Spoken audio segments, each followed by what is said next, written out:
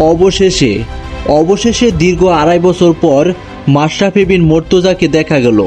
সত্যি বলতে দেহে যেন প্রাণ ফিরে এলো। এক সমর্থকের ভিডিও কলে সাড়া দিয়েছেন মাশরাফি বিন মুর্তজা। আর মাশরাফিকে এভাবে দেখে সত্যি খারাপ লাগছে। বুড়ো হয়ে গেছেন, দাড়ি রেখে দিয়েছেন, সবসময় ঘরের মধ্যে থাকেন, এক প্রকার ঘরবন্দি যাকে বলে।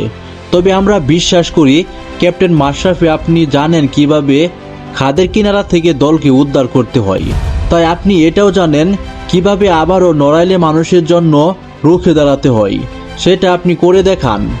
আপনি জানেন বাংলাদেশের সর্বকালের সেরা অধিনায়ক কিভাবে হতে হয়, যাকে ভালোবেসে মানুষ নাম দিয়েছেন নড়াইল এক্সপ্রেস, ক্যাপ্টেন ফ্যান্টাস্টি। আপনি জানেন 2015 সালে ওয়ানডে বিশ্বকাপে বাংলাদেশ আপনার নেতৃত্বে কিভাবে কোয়ার্টার ফাইনাল খেলেছিল, সেটাই তো বাংলাদেশের সেরা অর্জন।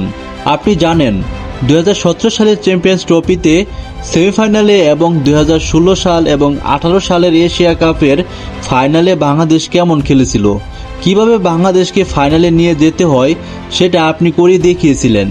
এখন আপনার আর দেখা পাওয়া যায় না, আপনাকে খুঁজলে সাড়া পাওয়া যায় না। একা গড়ে থাকেন, বন্দী হয়েছেন।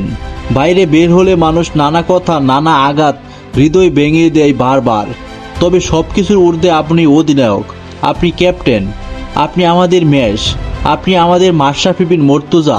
প্রিয় দর্শক, মাশরাফি বিন মুর্তজা এমন ছবি, এমন হাসিটা দেখে আপনাদের কেমন লাগছে, তাকে নিয়ে আপনাদের মতামত অবশ্যই আমাদের কমেন্ট বক্সে জানাবেন।